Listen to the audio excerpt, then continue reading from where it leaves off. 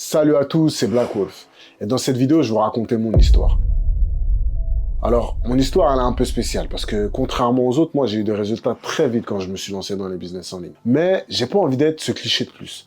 Le mec est devenu riche grâce à Internet, tout ça, on connaît. Mais là, j'ai réellement envie que cette vidéo, elle soit utile à un maximum de personnes. Ceux qui souhaitent se lancer dans les business en ligne, mais également ceux qui se sont déjà lancés et qui n'ont pas forcément les résultats qu'ils attendent. Je pense qu'il y a une grande morale à tenir de cette histoire-là, et c'est plus ça que j'aimerais transmettre à travers cette vidéo. Alors, pour que cette vidéo ait du sens, je vais diviser cette vidéo en deux parties. La première partie va être l'histoire. Comment j'ai quitté mon taf du jour au lendemain. Dans quel business je me suis lancé, qu'est-ce que j'ai fait et les résultats que j'ai eu. La deuxième partie va plutôt être tournée autour de la partie technique, la stratégie, les coulisses que personne ne montre. Comment j'ai fait pour avoir ces résultats-là, quelles problématiques j'ai rencontrées et comment j'ai fait pour les résoudre. Comme ça fera une vidéo réellement complète qui pourrait être utile réellement à plein de personnes et qui ne sera pas là que pour vendre du rêve. C'est bon pour vous? Ok, let's go. On commence avec la première partie.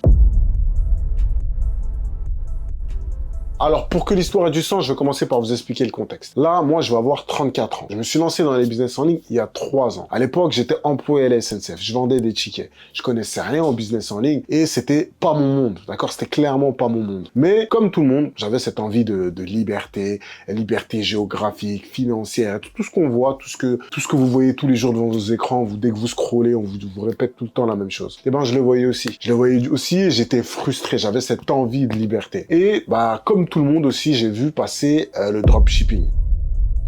Et je me suis dit, pourquoi pas moi? Je vais me lancer. J'ai vu le business model, de toute façon, ça m'a tout de suite parlé. C'est quelque chose qui me parlait, j'aime beaucoup le business, j'aime beaucoup le commerce. Et je me suis dit que ça, c'était un moyen plus facile et plus simple de pouvoir lancer un business. Donc, je me suis lancé. Mais comme tout le monde au début, moi, j'avais pas de résultats, j'avais pas forcément de résultats. Sauf que moi, je me suis tout de suite dit, vu mon âge, vu que c'est pas réellement mon monde, j'ai pas autant de temps et autant de force que vont avoir les petits jeunes de 16, 17, 18 ans à rester devant leur écran comme des geeks, à apprendre de leur échec. Moi, il faut que j'aille droit au but. Il faut que rapidement j'ai des résultats parce que sinon ça pourra avoir des conséquences pour mon foyer. Donc je me suis dit tout de suite, écoute, va voir des gens qui ont déjà des résultats et va voir comment ils font. Aussi simple que ça. Donc je suis allé dans tous les groupes, que ce soit sur Facebook, sur Telegram, pour rechercher des gens qui avaient des résultats pour pouvoir échanger avec eux. Et un jour, je suis tombé sur un mec dans un groupe Telegram qui était franchement un brave. Sincèrement, il a changé ma vie, il a changé ma perception des choses et je lui dois beaucoup. Ce mec-là, il avait des résultats, je suis parti le voir en privé et je lui ai dit, est-ce que ça te dérange pas qu'on échange un peu?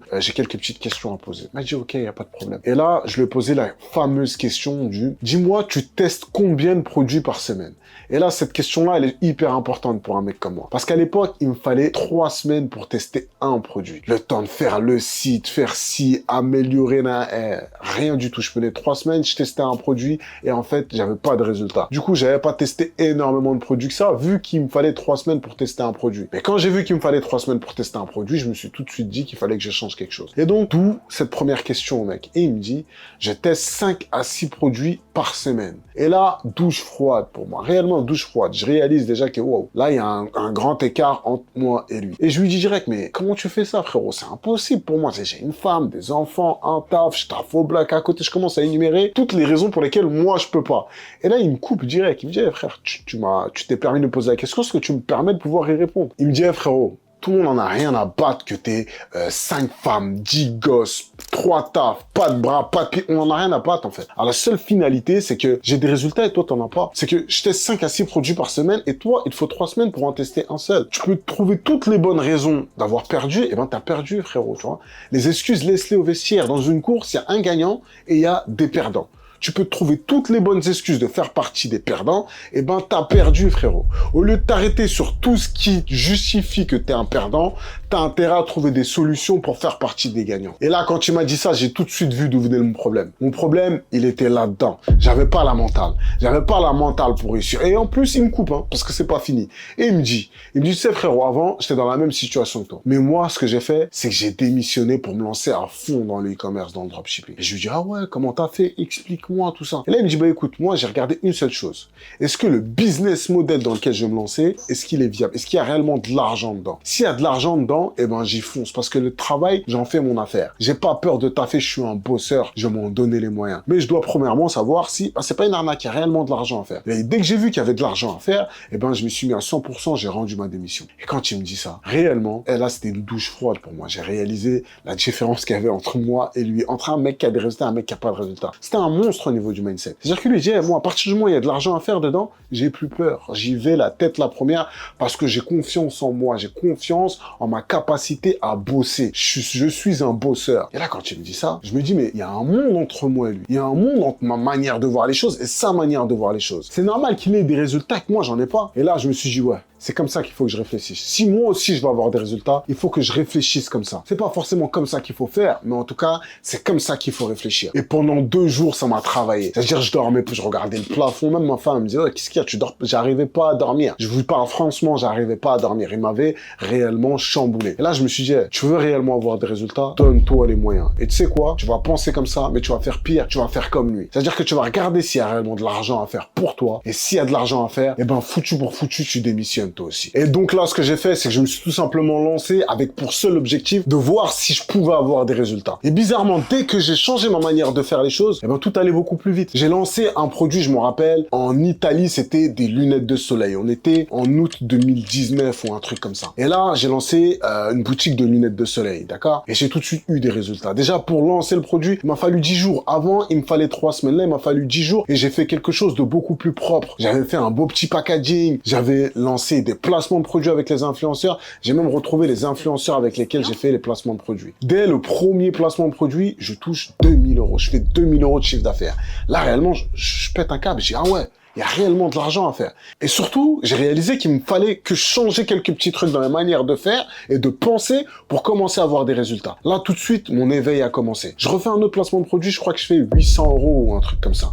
Et là, je me dis, écoute, c'est bon, t'as compris, tu peux faire de l'argent, il y a de l'argent à faire, c'est pas de l'arnaque. Allez, va, foutu pour foutu, démissionne. Rendez-vous avec la RH, elle y comprend rien du tout. Elle croit que je suis un taré, business en ligne, tout ça. Elle dit, bon, vas-y, t'as la tête sur les épaules, et il me l'accepte. Ça, c'était du coup, je crois, septembre 2019 ou un truc comme ça. Et justement, quand on fait une rupture conventionnelle, eh ben, on a 3 mois. 3 mois avant que ce soit acté, notre dernier jour de travail, qu'on n'aide plus au travail. Et là, pendant ces 3 mois, eh ben, je réalise en réalité. Je réalise que je viens de faire une dinguerie. C'est de la bêtise. J'ai pas d'argent de côté, j'ai pas de réelle connaissance dans ce business-là, j'ai des enfants, j'ai une femme, je suis seul à travailler dans mon foyer. Qu'est-ce que tu viens de faire? Tu viens de mettre tout le monde dans la difficulté, en danger réellement. Et là, je réalise qu'en fait, j'ai pas d'autre choix que de péter le score en réalité. Je me dis, je m'assieds, je regarde le plafond, je me dis, mais là, t'as pas d'autre choix que de réussir. T'es dos au mur. Et là, du coup, pendant ces 3 mois, eh ben, je passe mon temps à me former, chercher des stratégies, à augmenter mes compétences. Avec l'argent des lunettes de soleil, là, c'était 2000 euros, c'était du chiffre d'affaires derrière. Eh ben, j'ai acheté des formations. Je commence à me former, à chercher des stratégies. Je deviens une machine de guerre. Je sortais plus du bureau, concrètement. Et de toute façon, j'avais pas le choix. Et là, pendant ces périodes de recherche, j'ai vu qu'en Pologne, eh ben, il y avait une place à prendre. Pourquoi? Parce qu'il y avait pas de concurrence et là-bas, les femmes aimaient énormément le sport et même les sports de combat. Donc, je me suis dit, je pouvais me positionner tout simplement en sortant une marque de vêtements de sport pour femmes. Je me suis pas pris la tête. De toute façon, on va le voir en deuxième partie. Mais j'ai tout simplement pris une boutique qui fonctionnait déjà en France et je l'ai adaptée sur le marché polonais pour tout simplement pouvoir vendre avec les influenceuses. Et donc, je sors cette marque de vêtements de sport pour femmes en novembre 2019, qui est le mois où est actée ma rupture conventionnelle. Donc, le mois où c'est bon, je ne vais plus travailler. Et là, je me dis, c'est bon, c'est ce mois-ci. Et en novembre, pour ceux qui le savent, c'est un des mois du Q4 qui est le plus important. Le Q4, c'est la dernière partie de l'année où il y a énormément de promotions, donc il y a énormément d'opportunités et de moyens de gagner des grosses sommes d'argent dans le e-commerce. Donc, ce mois de novembre-là, je sors ma boutique de leggings de sport pour femmes en Pologne. Cette boutique s'appelle Gynasty. Je vous montre un peu les produits. Ça, c'était le produit phare qui était les leggings anti-cellulite. J'avais tout fait. J'avais le packaging, les boîtes, les étiquettes qui allaient avec. Bref, j'avais réellement fait quelque chose de très pro. Dans tous les cas, je vous expliquerai en deuxième partie comment j'ai fait pour avoir quelque chose d'aussi pro, un packaging et tout ça en un aussi court laps de temps et surtout sans avoir à dépenser des millions dans la quantité parce que j'avais pas forcément énormément de moyens. Donc, restez bien jusqu'à la fin de la vidéo pour pouvoir avoir ce genre d'informations. Et là, du coup, le mois où je lance cette marque-là, qui est novembre, qui est le même mois où j'ai quitté mon taf, eh ben, la marque fait un carton en Pologne. C'est-à-dire que je fais plus de 3500 commandes le mois de la sortie. Le produit se vendait, je crois, 18 euros, 18 ou 20 euros, je crois, un truc comme ça. 3500 commandes, ça faisait plus de 65 000 euros de chiffre d'affaires.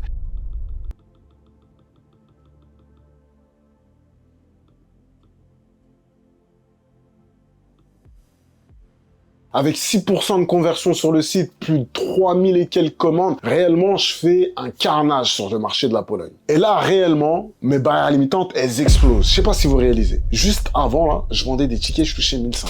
Là, je fais plus de 60 000 euros. C'est du chiffre d'affaires, hein, très important. Mais je fais plus de 60 000 euros de ma chaise, dans mon bureau. Je vends dans un produit dans un pays dans lequel j'ai jamais mis les pieds. Je vends des produits que je ne stockais pas chez moi, qui sont allés directement de l'entrepôt jusqu'au client. Je sais pas si vous voyez le processus, là, qui s'est mis en place de moi, qui est déjà une trentaine d'années, qui ne vient pas de ce monde-là. Ça veut dire, dans ma tête, c'était réellement une dinguerie. Et toutes mes barrières limitantes, elles ont explosé d'un coup. J'ai compris que c'était possible. Et là, il y a le mois d'après qui arrive, décembre. J'arrive à dépasser les 6 figures et je revais voir le frérot en question là, dans le groupe sur Telegram. Je dis, frérot, il s'est passé une dinguerie, regarde, j'ai quitté mon taf moi aussi, regarde les chiffres que j'ai fait, je lui montre les captures d'écran, tout, et là, il pète un câble. Réellement, il me dit, waouh, franchement, l'eau frérot, t'es un monstre, tout ça, il me booste de fou, il était hyper content. Et là, je commence à lui poser des questions sur lui aussi, comment ça s'est passé de son côté. Quand lui, il a quitté son taf, tout ça, quand on a vécu quelque chose, on aime bien aussi avoir le retour d'expérience des autres. Et là, il me dit, non frérot, en fait, t'as pas compris. Moi, je vis au Canada, moi j'ai 18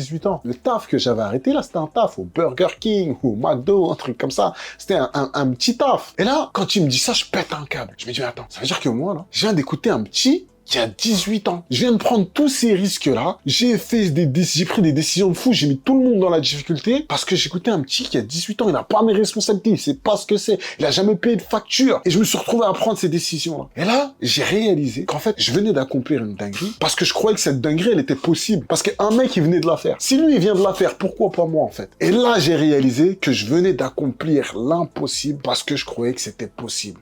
Et là, à ce moment-là, je me suis assis et j'ai compris que c'était qu'une histoire de mindset.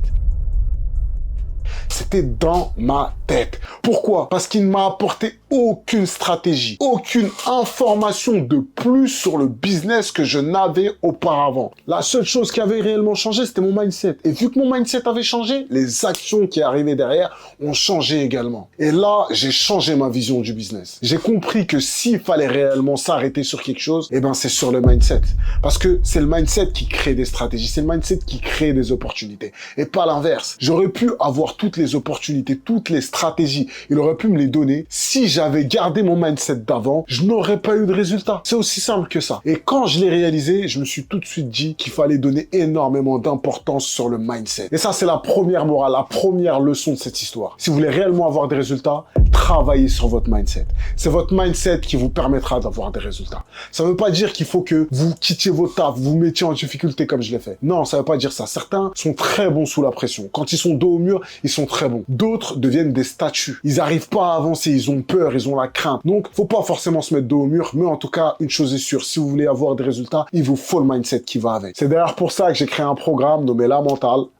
Bah ouais, vous croyez quoi? J'allais raconter toute cette histoire sans qu'il y ait un petit moment pub, c'est ça? Vous y attendez, non? Vous y voilà. J'ai créé un programme nommé La Mentale qui a déjà aidé pas mal de personnes à se développer un mindset de winner. L'objectif de ce programme-là, c'est tout simplement d'avoir le même électrochoc que ce mec-là a pu avoir pour moi dans ma vie. Vous donnez toutes les bonnes armes, tous les outils, toutes les stratégies pour développer votre confiance en vous, lutter contre la procrastination. Enfin bref, si vous voulez plus de détails, vous n'avez qu'à cliquer sur le lien en description. Et maintenant, on passe à la deuxième partie de la vidéo. Et là, ça commence à devenir intéressant. Je vais vous montrer ce qui s'est réellement passé dans les coulisses, quelle stratégie j'ai utilisée et quelles problématiques j'ai rencontrées. Parce que personne ne vous montre, là, je vais vous le montrer pour que vous voyez le vrai visage du business en ligne. Alors là, on est passé sur mon ordi et je voulais juste vous montrer quelque chose pour que vous regardez un peu les dates auxquelles je crée ces documents-là.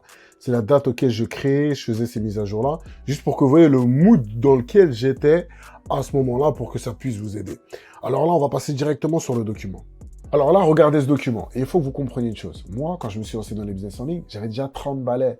Ça veut dire que c'est pas mon monde. Et je savais déjà que j'allais pas pouvoir faire concurrence aux petits jeunes qui avaient 17, 18, 20 ans, qui ont beaucoup plus de temps que moi, pas les mêmes obligations, pas les mêmes restrictions. Et en plus de ça, eh ben c'est natif pour eux. Ils ont grandi un peu avec. Donc je me suis dit, écoute, ça sert à rien de vouloir faire concurrence à eux. Ça sert à rien. Tu vas faire quoi? tu vas aller quelque part où il y a personne et tu vas recopier ce que eux ils font là où ils ont des résultats. Et donc je me suis dit, je vais aller chercher un autre pays dans le monde où il y a personne encore qui fait ça. Mais pour ça, il y avait des critères qu'il fallait que justement j'analyse pour voir si j'allais pouvoir le faire. Le premier, c'est déjà trouver un marché où il n'y a pas de concurrence, parce que je ne pouvais pas faire concurrence aux autres.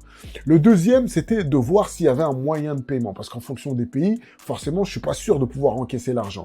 La Pologne, j'ai vu qu'ils avaient un truc qui s'appelait PRZ, là, 24, qui me permettait d'être payé en 7 jours. Donc pour moi, c'était une aubaine, directement. Et en plus de ça, j'ai demandé à mon agent qui pouvait livrer mes produits en 7 à 10 jours.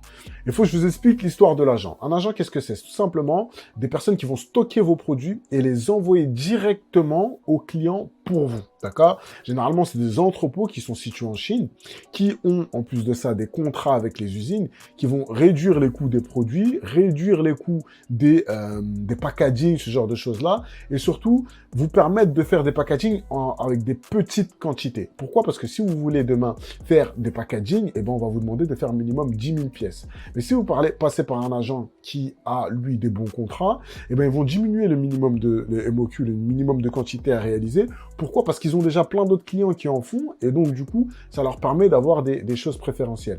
Et moi, la chance que j'avais, c'est tout simplement que 1 an auparavant, eh ben, j'étais allé en Chine moi-même. J'étais allé en Chine pour un autre business qui n'avait rien à voir, que je voulais développer, qui n'a pas pu se faire, mais j'ai pris des bons contacts, notamment un contact avec un agent. Et cet agent-là, quand je me suis lancé dans le dropshipping, il m'a tout de suite facilité.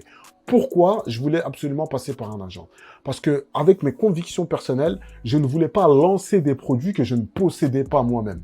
À chaque fois, je voulais avoir le produit, m'assurer qu'il était en bonne qualité, le posséder, le stocker chez mon agent avant de l'envoyer. Et c'est ce qui faisait que aussi, je prenais beaucoup plus de temps à tester un produit plutôt que les autres qui vendaient des produits directement d'AliExpress. Et c'est une chose aussi qu'on ne dit pas. C'est que moi, en fonction de mes convictions et de ma vision business, je ne pouvais pas faire ça. Donc, c'est la raison pour laquelle je faisais différemment et donc, ça me prenait plus de temps. Donc, si vous avez les mêmes convictions et vous ne voulez pas, forcément, ça va vous rajouter des étapes dans votre processus. D'accord? C'est important à comprendre. Mais, ça ne m'a pas empêché de chiffrer. Et c'est ce que j'ai commencé à expliquer au gars pour justifier les raisons que moi, je ne chiffrais pas. Et une fois qu'il m'a remis les pendules à l'heure, c'est pas pour autant que j'ai changé ça. Mais j'ai quand même réussi à chiffrer. Et ça, c'est important que vous le compreniez. Parce qu'il y a beaucoup de personnes qui s'empêchent de se lancer dans des business parce que leur conviction, nanani, alors que c'est du bullshit. Vous le pouvez si je l'ai pu. Maintenant, on revient à notre petit tableau. Et il fallait que, justement, le produit que je sélectionne répond à un besoin sur le marché. Et en l'occurrence, là, c'était des leggings anti-cellulite. Donc, toutes les femmes du monde entier ont de la cellulite. Et un prix correspondant au pouvoir d'achat du pays. Forcément. Vous n'allez pas aller en Éthiopie ou dans un pays qui est extrêmement pauvre pour essayer de vendre du high ticket, c'est pas possible. Ils n'ont pas les moyens de payer. Donc il fallait un produit où je sais qu'ils allaient être en capacité de payer. Et je savais que le coût de revient d'un des produits, il me revenait à 7 € approximativement et que j'étais en train de le revendre à 19 €, où je savais que j'avais du bénéfice à gagner. Et il fallait savoir également si les influenceurs étaient adaptés. Et j'ai vu justement qu'il y avait énormément de femmes qui aimaient tout ce qui était sport, vêtements de sport et surtout sport de combat. Là-bas, c'était réellement une religion. Donc pendant les mois où j'étais en train d'analyser les marchés, les produits, c'est ça que j'étais en train de faire. J'étais en train de chercher des marchés où moi j'allais être en capacité de pouvoir faire de l'argent parce que je savais que j'arrivais déjà avec une balle dans le pied. J'étais pas en train d'essayer de faire des testings comme les autres, à recopier ce que les autres font. Non, j'ai compris que moi je n'avais pas les mêmes armes que les autres et je m'y suis adapté et je me suis concentré sur ça. D'accord? C'est super important qu'il faut que vous le compreniez. C'est que j'ai tout de suite compris où étaient mes forces, où étaient mes faiblesses et je me suis concentré sur quelque chose. Je n'ai pas fait seulement recopier ce que des mentors m'ont dit. Non, j'ai dû l'adapter à ma propre personne et c'est pour ça que j'ai eu des résultats. Beaucoup font du copier-coller bêtement, mais personne ne gagne de l'argent en faisant du copier-coller bêtement. Pour les bases, on est obligé d'avoir les bases, de prendre de quelqu'un qui déjà a eu des résultats. Mais par la suite, vous êtes obligé de l'adapter à vous. Et que maintenant, comment est-ce que j'ai fait comme pour chiffrer et quelle stratégie j'ai tout simplement dû employer? Eh ben, j'ai tout simplement compris quelque chose avec les placements de produits que j'avais fait en Italie auparavant. J'ai compris que pour pouvoir faire un placement de produit, ça me demandait énormément de temps. D'accord? Ça veut dire qu'entre le temps où je recherche les influenceurs, le temps où je leur envoie des mails, qui me répondent, qu'on négocie le prix, une fois que j'ai trouvé le bon prix, que je leur envoie le produit, ça prend un certain temps pour arriver, le temps que eux-mêmes daignent de bien faire le placement de produit, parce qu'avec le contrat, ils se la racontent et tout ça, et ils pouvaient avoir des 2-3 semaines qui passaient avant que je teste le produit, et même que je sache si j'allais avoir des résultats. Donc ce que j'ai fait, c'est que j'ai tout simplement cherché un influenceur qui pouvait avoir des résultats, c'est-à-dire un bon influenceur par rapport à mon produit, et j'ai essayé de lui envoyer un produit le plus tôt possible. J'ai pas trop négocié au niveau du prix et j'ai pris un petit influenceur juste pour voir s'il allait avoir des ventes, s'il allait avoir un bon taux de conversion. Une fois que j'ai vu que ça c'était bon, ce que j'ai fait, c'est que j'ai tout simplement mis un système en place pour pouvoir vendre en quantité avec beaucoup d'influenceurs rapidement. Et ce système, qu'est-ce que c'est? C'est tout simplement que j'ai mis en place un système qui me permettait de contacter les influenceurs en masse. Comment est-ce que je faisais? J'ai tout simplement fait un tableau où j'insérais tous les influenceurs dans le pays dans lequel je voulais bosser. Là, il y a énormément d'influenceurs dans ce tableau-là parce que une fois que j'ai commencé à faire du chiffre, j'ai tout simplement payé des gens à temps plein pour qu'ils insèrent des personnes dans ce tableau-là. Mais au début, c'est moi qui le faisais manuellement à la main et j'avais une centaine d'influenceurs. Là, je crois que j'en ai plusieurs milliers parce qu'après, comme je vous l'ai dit, je payais des gens à temps plein dans différents marchés pour pouvoir avoir tous ces influenceurs-là. Mais vous voyez, et donc je les mettais par ordre, c'est les fitness, les beautés et tout ça et j'en passe. J'avais fait mon petit tableau à chaque fois avec les adresses et surtout si c'était des micros-influenceurs, des gros influenceurs, bref, je notais toutes les données. Vraiment, quand je vous dis, je voulais réellement avoir des résultats, je mettais toutes les données qui pouvaient m'être bénéfiques et qui allaient me permettre d'analyser mes résultats. Et donc, qu'est-ce que j'ai fait une fois que j'avais ces données-là? Eh ben, je leur envoyais des mails de masse. Ça veut dire que j'ai fait un template et je leur envoyais des mails de masse. Si ça vous intéresse, je referai une vidéo pour vous montrer comment envoyer des mails de masse. Et ce n'est pas fini, c'est tout simplement que une fois que j'avais les retours de leurs mails où ils me donnaient du coup les informations sur leurs données, leurs data, le nombre d'abonnés, le nombre de vues qu'ils faisaient en story, le nombre d'hommes qu'ils avaient, le nombre de femmes qu'ils avaient, l'âge et toutes ces choses-là. Une fois que j'avais ces données-là, eh ben, je les implémentais dans un tableau qui me disait quel influenceur allait être performant ou pas. Je vous montre tout de suite. Petite pause. Si vous aimez ce que vous voyez et vous aimez ce genre de vidéo, alors montrez-le. Abonnez-vous à la chaîne et activez la cloche tout de suite là. Parce que je vous explique, si je vois qu'il n'y a personne qui aime, je vais arrêter de le faire. Je me connais, je suis une galère les gars. Donc, montrez-moi que vous aimez. Moi, derrière, ça me donnera l'envie de faire plein d'autres vidéos comme ça. Donc, c'est bon, vous l'avez fait ? Ok, on est reparti. Alors, ce que j'ai fait, c'est que j'ai tout simplement créé une base de données avec les informations que les influenceurs me donnaient, avec un code couleur. Je m'explique. Dès qu'un influenceur répondait à mes mails et il me disait, voilà, j'ai tant de pourcentage d'hommes, tant de pourcentage de femmes, mon nombre de vues par story, c'est tant, voilà toutes les informations, je les ai mis là avec un code qui me permettait de savoir si, oui, c'était bon pour mon produit ou pas, si je lançais le placement de produit ou pas. Et je me prenais pas la tête. Dès que je voyais que ça sonnait tout vert, eh ben, j'envoyais le produit pour faire le placement de produit. Je ne réfléchissais même pas. Pourquoi est-ce que je pouvais me permettre de faire ça dans ce pays-là? C'est parce que les influenceurs ne coûtaient rien du tout. Je peux vous montrer les prix, ça ne coûtait rien. Donc, dès que je voyais que c'était vert, eh ben, j'envoyais automatiquement le produit. Je vous montre un peu pour que vous voyez un peu. Là, tout ce qui était feu rouge, ça veut dire que non, ça vaut pas la peine, je ne l'envoie pas. Par contre, tout ce qui était feu vert, eh ben, j'envoyais le produit directement. Comment est-ce que je faisais? Bon, j'avais la marque avec laquelle j'étais en train de négocier, j'avais Gynasty, mais j'avais d'autres marques que j'avais lancées sur le même marché. Là, vous voyez, j'ai dans le pays combien de pourcentage de personnes sont en Pologne dans leur audience. Si c'est en dessous de 90%, ça ne m'intéressait pas. Là, vous voyez, si je change la couleur, là c'est 86%. Si je change le nombre, ça change automatiquement la couleur. Pour que vous compreniez un peu. Le pourcentage de femmes et d'hommes, le nombre de pourcentage qu'il y a en dessous de 18 ans, tout ça, je prenais et je le mettais ici, le nombre d'impressions, le nombre de vues, bref. J'ai réellement fait une petite base de données et tout se calculait automatiquement. Ça m'a pris une petite journée pour le faire, mais après, c'était fluide. Et ce que je faisais après, une fois que j'ai fait ces premiers placements, et ben comme je vous l'ai dit, je payais des gens à temps plein. J'ai récupéré des gens sur Fiverr qui, justement, inséraient des mails des influenceurs dans cette liste-là, envoyaient les mails en automatique et dès qu'ils recevaient les informations, ils implémentaient mon tableau. Comme ça, j'avais une base de données folle et à chaque fois que j'avais un placement de produit, je créais même un nouveau shop, et ben je n'avais qu'à qu'à venir rechercher les influenceurs qui étaient en vert ici. Et j'avais poussé le délire, hein, réellement, je me rappelle, entre le prix que j'allais payer, le nombre de vues qu'il faisait, et donc l'estimation du nombre de personnes qui allaient aller sur mon site, eh ben, ça me permettait de faire une estimation sur le chiffre d'affaires et de voir si combien j'allais faire, un x2, un x3, un x4. Tout ça, c'était approximatif, bien sûr. On ne peut pas prédire à l'avenir, mais ça me permettait de me donner un visu et de savoir si j'envoyais le produit ou pas. Il y avait des flops, des fois, bien sûr, mais en soi, la plupart du temps, eh ben, ça donnait de bons résultats. Et ça, c'est la valeur la plus importante qu'il faut regarder, le taux d'abonnés par rapport au taux de vue de story. Donc, voilà un peu ce que j'avais mis en place. Alors maintenant que j'avais trouvé tous les influenceurs auxquels je voulais bosser pour ce mois-ci, eh ben je leur ai tout simplement tous envoyé le produit, ils me donnaient leur taille et je leur envoyais le produit, je négociais le prix avec eux et on faisait un contrat. Une fois que le contrat était fait et que tout était bien mis en place pour les placements, eh ben ce mois de novembre est arrivé où il y avait tous les placements à faire dans ce mois-ci où j'ai eu beaucoup de résultats.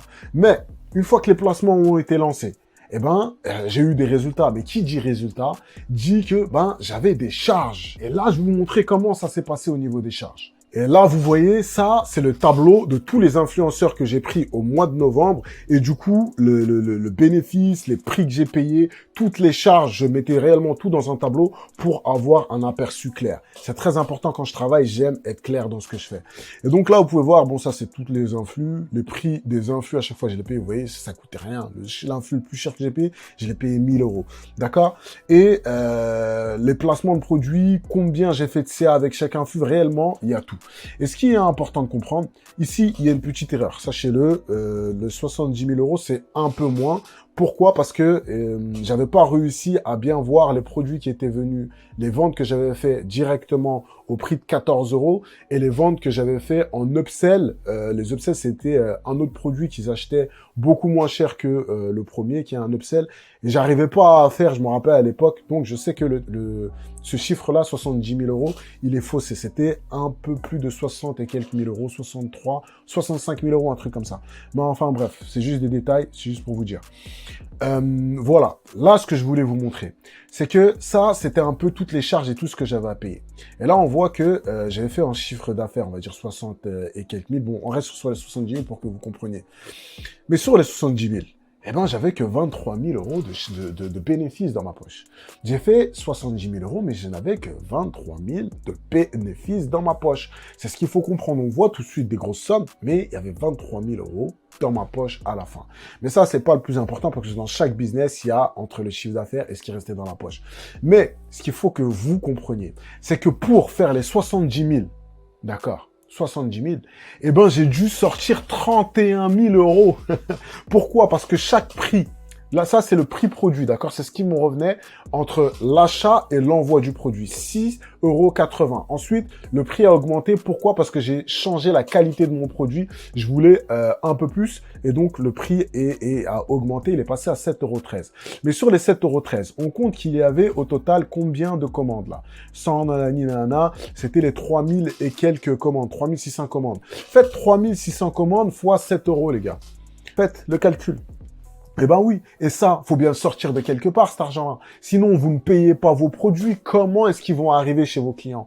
Comment vous allez réussir à sortir 31 000 € quand vous venez de sortir de votre taf, vous n'avez pas d'argent de côté, chouette, vous avez réussi. Mais comment est-ce que vous allez sortir l'argent pour payer les produits? Et je me suis retrouvé dans ce problème-là, où je me suis dit, est-ce qu'il faut que j'attende que mon processeur de paiement me donne l'argent pour que j'achète les produits, pour que eux puissent les recevoir? Mais du coup, t'attends 7 jours que ton processeur de paiement te paye, et 7 jours, je suis gentil, parce que c'est des jours ouvrés, pour avoir l'argent, pour envoyer l'argent au fournisseur, pour que le fournisseur fasse le nécessaire, pour que lui envoie, ça prend 15 jours, et ben, au bout d'un mois, tes clients vont recevoir tes produits. Et du coup, ils vont tous se plaindre, et ton processeur de paiement va te bloquer. Et ça, c'est la réalité du business, la réalité que personne parle. Ils vous montrent des millions de chiffres d'affaires. Mais quand on te montre des millions de chiffres d'affaires, c'est que tu as des centaines de milliers d'euros que tu es en capacité de pouvoir investir. Si c'est pas le cas, c'est que tu arnaques tes clients. C'est que tu prends 3 mois pour leur envoyer le produit, ou bien que tes clients étaient d'accord, tu leur as précisé, mais j'ai des doutes. Mais il y a une faille quelque part, où tu as déjà les moyens, ou clairement, tu es en train d'arnaquer quelqu'un. Et ça, c'est très important de le comprendre. Et moi, je me suis retrouvé dans ce problème-là.